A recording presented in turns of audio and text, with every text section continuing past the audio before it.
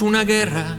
Sino una carnicería de humanos, sino la muerte sin pantalones, mostrando sin pudor su parte de atrás.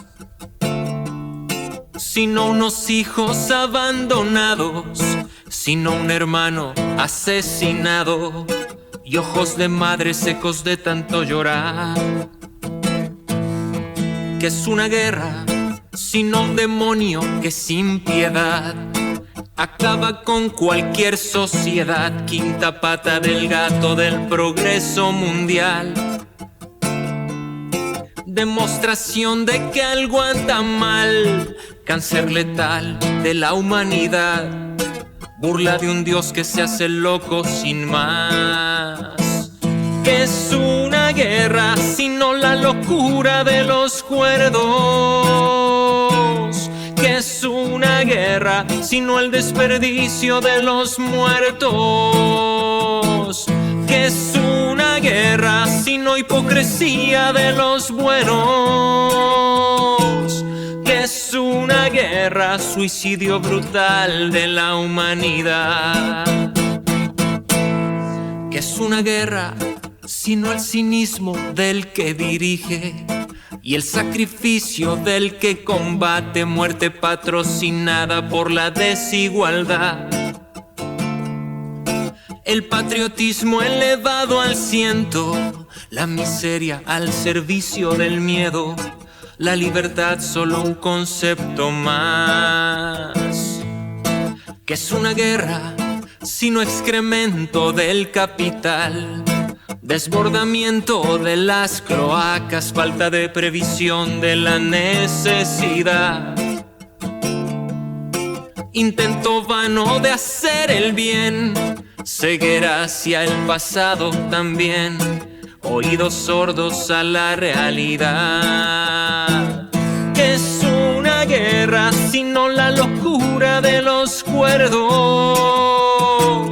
¿Qué es una guerra sino el desperdicio de los muertos? ¿Qué es una guerra sino hipocresía de los buenos?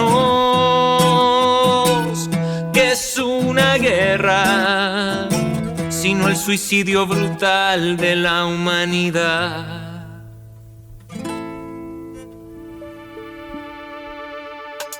Bienvenidos y bienvenidas al podcast La Lotería de la Vida, reflexiones sobre ciudadanía y ética aplicada. Hoy empezamos de una manera muy diferente, con una canción que escribí hace más de 20 años, de hecho en el año 2002, hace 23 años. ¿Qué es una guerra? ¿Qué es una guerra? La escribí en el contexto en que se acababan de romper los diálogos de paz entre el gobierno de Colombia, el gobierno del presidente Andrés Pastrana, y la guerrilla de las FARC. Ellos tenían unas negociaciones que habían generado mucha esperanza en los ciudadanos colombianos, y de pronto la desconfianza mutua empezó a crecer y el proceso se rompió. Las FARC claramente se aprovecharon de las condiciones que les generaba esta negociación, utilizaron la zona de distensión para actividades criminales, entre ellas secuestros, y el gobierno también al mismo tiempo estaba preparando con el Plan Colombia pues el fortalecimiento de las Fuerzas Armadas, y finalmente la desconfianza creció hasta tal punto en que las negociaciones se rompieron, y eso cambió el ambiente en Colombia. Esa fue la antesala de la elección del presidente Álvaro Uribe, en que las personas en Colombia masivamente votaron por una propuesta política que buscaba acabar la guerra a través de una política militar. Y en ese momento yo tenía 16, 17 años, y como joven yo también estaba esperanzado con la paz. Yo quería que Colombia evolucionara y que estos diálogos de paz tuvieran éxito. Fue una gran decepción que estos diálogos fracasaran, y yo me sentí muy triste en el momento. Y esa es la razón por la cual escribí la canción que ustedes acaban de oír. Me sentí muy triste porque encontraba absurdo que siguiéramos en guerra. Fíjense que el tiempo pasa. Hoy, cuando estoy grabando esto, tengo 39 años, tengo una hija de 3 años y podría yo haber dicho que escribí la canción ayer. Porque parece que en Colombia no estamos evolucionando, no estamos logrando construir la paz y vivimos todavía en un estado de zozobra y de incertidumbre propio de las sociedades que están en guerra. Puede que para nosotros como colombianos se haya normalizado. Tristemente hemos aprendido a vivir en medio de la guerra, pero si nos comparamos con otros países del mundo, es evidente que aquí vivimos una situación que tenemos que tomarnos en serio. Por ejemplo, en Colombia, en el 2024 hubo alrededor de 14.000 homicidios. Si comparamos con otros casos de otros países que realmente son ejemplo, por ejemplo en Islandia hubo 8 homicidios. Claro, en Islandia hay 300.000 habitantes, entonces no se puede comparar, pero comparemos la tasa. En Colombia, 25 por cada 100.000 habitantes. En Islandia, 0.4 por cada 100.000 habitantes. En Nueva Zelanda hubo 35 homicidios. 0.7 por cada 100.000 habitantes. En Portugal hubo 75 homicidios. En Austria, 80. En Dinamarca, 58. En Suiza, 53. El promedio global es de 6 por cada 100.000 habitantes. En Colombia estamos en 25 por cada 100.000 habitantes. El promedio global no quiere decir que esa sea la meta y no quiere decir que eso sea aceptable y que esté bien. Solo nos muestra la realidad de la violencia en el mundo. Y nosotros pues estamos muy por encima, casi 5 veces. Entre 4 y 5 veces por encima del promedio. A mí, como ciudadano colombiano, me da mucha tristeza que esto siga siendo así y empiece a preocuparme porque mi hija está creciendo en este país y yo quiero que ella se sienta orgullosa de su país y que tenga tranquilidad para vivir en este país. Y hemos seguido en el conflicto. Entonces, abordemos un poco por qué se mantiene el conflicto y después, ¿qué podríamos hacer? ¿Qué podríamos hacer y cómo se podría acabar esa guerra? Primero, ¿por qué se mantiene el conflicto? La razón fundamental es que persisten las causas. Ese es el argumento central. Persisten las causas originales del conflicto. ¿Cuáles son? En términos muy sencillos, la desigualdad, el sistema político excluyente, el narcotráfico y la corrupción. La desigualdad en Colombia, como en América Latina, es muy marcada. Entonces, en Colombia tenemos grupos de personas privilegiadas, entre las cuales nos contamos muchos de los que estamos en el ambiente universitario, que tenemos acceso a la cultura y que tenemos unas condiciones dignas de vida. Y también al mismo tiempo hay unas personas que no pueden estudiar, que no tienen trabajo, que viven en condiciones muy precarias, en la pobreza y que no ven mucha salida, que no tienen objetivamente oportunidades de salir adelante.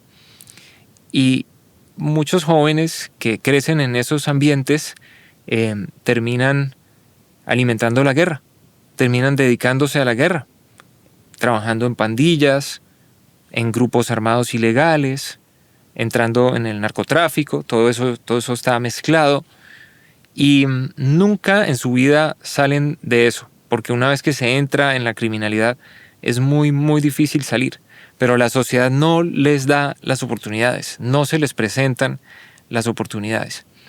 Segundo, un sistema político excluyente.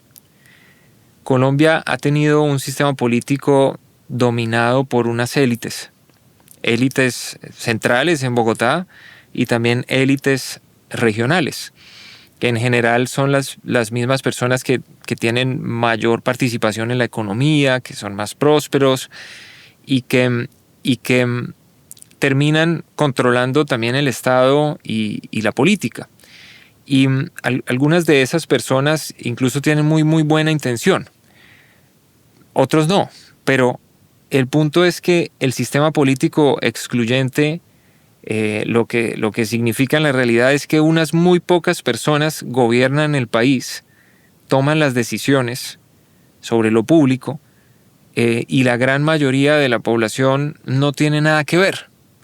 Ve al Estado como un aparato burocrático que funciona en beneficio y en provecho de sí mismo. Y muchos políticos incluso utilizan el Estado como herramienta para el enriquecimiento personal y no conciben la política como un servicio público. Y ese sistema político excluyente no deja entrar a mucha gente. Hay mucha gente, por ejemplo, que pudiera contribuir a un gobierno, trabajar en un gobierno y que no se le da acceso porque terminan teniendo acceso a los puestos y cargos del gobierno las mismas personas de siempre. Es muy diciente que en el gobierno que está vigente en el momento en que grabamos, que es el gobierno del presidente Gustavo Petro, en ese gobierno trabajan muchas personas que son de la misma política convencional y tradicional, porque de verdad no había manera de llegar al poder, según lo que ellos explican, si no es con ellos, y las instituciones del Estado están cooptadas por personas de la política tradicional, excluyente, y que gobiernan en beneficio de sí mismos, al mismo tiempo con otras personas que sí nunca habían tenido acceso y que ahora tienen acceso al gobierno. Pero el poder real lo siguen ejerciendo las mismas personas de siempre, con políticas que son muy cuestionables, con corrupción, control de las instituciones estatales a través del clientelismo.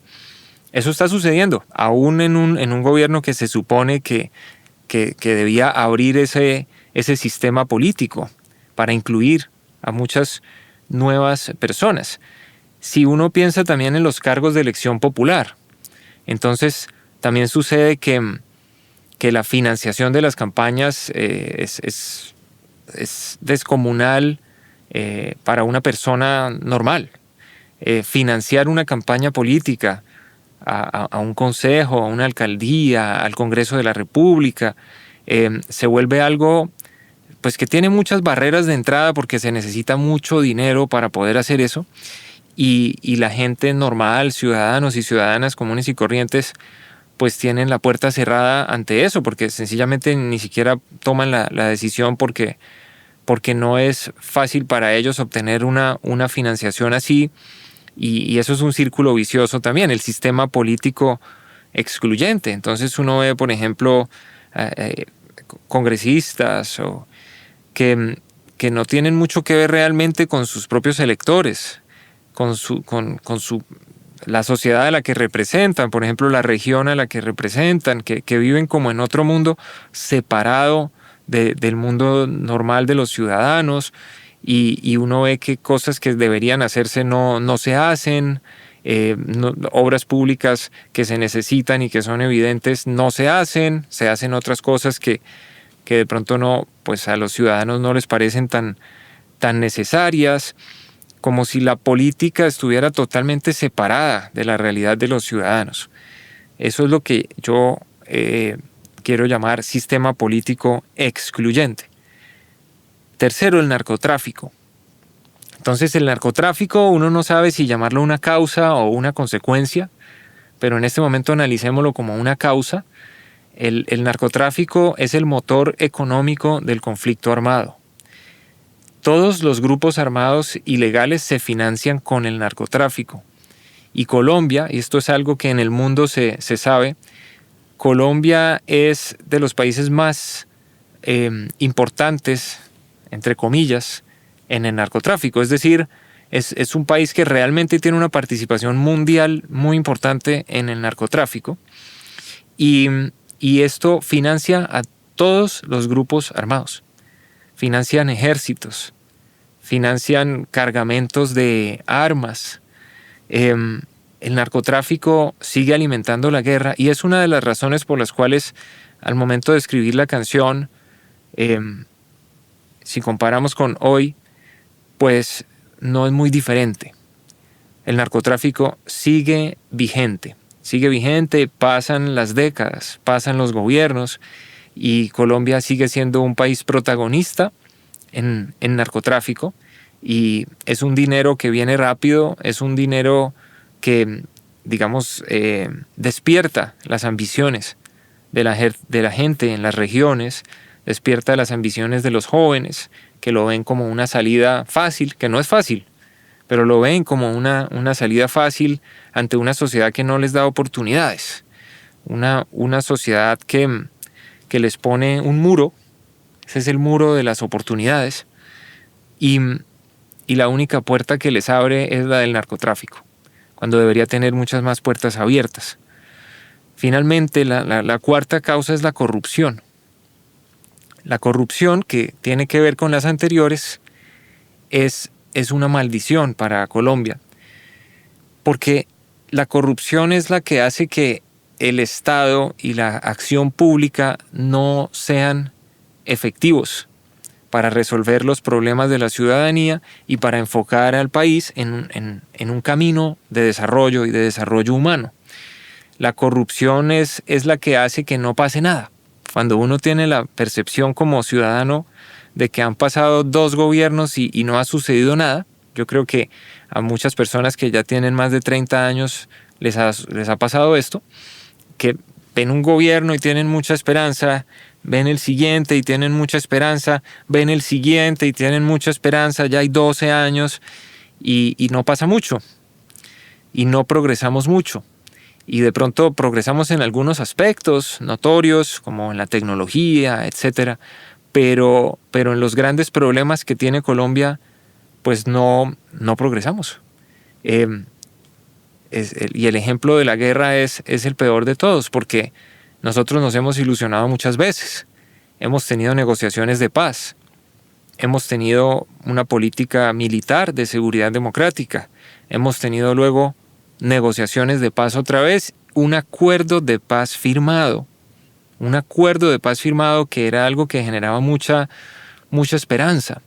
Y después del acuerdo de paz firmado tenemos un resurgimiento de grupos armados al margen de la ley, con muchos nombres diferentes que no vale la pena darles la importancia de darles el nombre acá, pero muchos grupos armados que se financian con el narcotráfico y que no tienen sustento ideológico, porque en el momento de los orígenes de los grupos armados había un sustento ideológico. Las FARC en su momento tenía un sustento ideológico, el ELN también. Cuando en medio de la Guerra Fría ambos se fundaron en 1964 y 1967 respectivamente, pero después de que cayó el muro de Berlín y ya no existió más la Unión Soviética, lo que se llamaba el socialismo real, ya digamos que la posibilidad de tomarse el poder para aplicar una política socialista se desvaneció.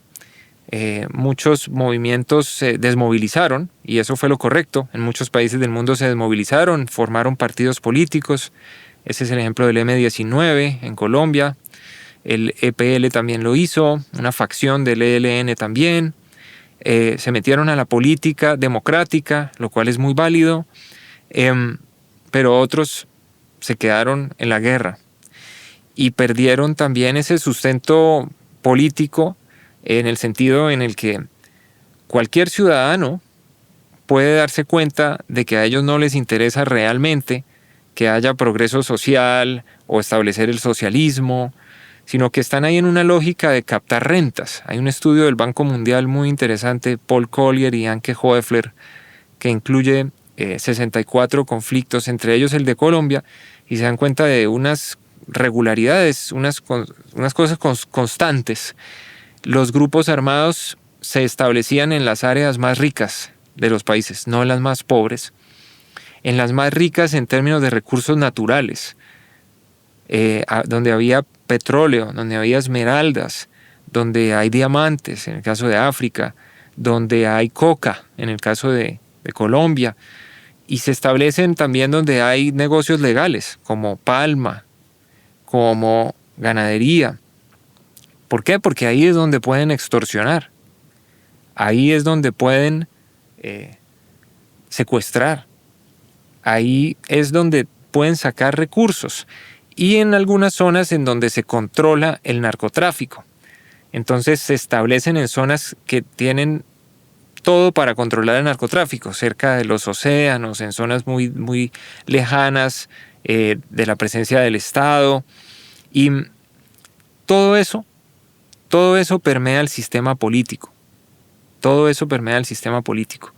Hace poco tuve la oportunidad de estar en el Chocó, en Colombia, y había una persona que nos contaba al grupo que estábamos allá que las instituciones políticas allá estaban muy, muy cooptadas directamente por minería ilegal, por narcotráfico, y que no esperaban nada del Estado, que les tocaba por su propia cuenta salir adelante, no esperaban nada del Estado, veían al Estado como institución corrupta.